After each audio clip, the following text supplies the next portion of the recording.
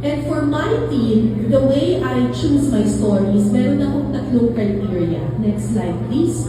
Number one, kung pipili ng istorya, piliin na yung istorya na nakapagpapabago ng buhay o komunidad. Number two, piliin yung istorya na pwedeng relevant ngayon at relevant 10 years later or 20 years later.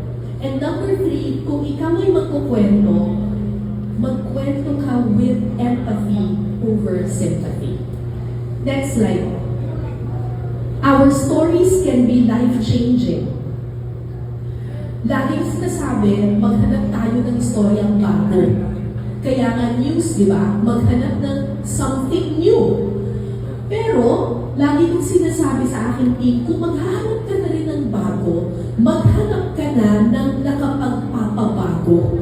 Huwag ka na maghanap ng istorya trendy or bago ngayon. Hanapin mo na yung istorya may kapangyarihan makapagpabago ng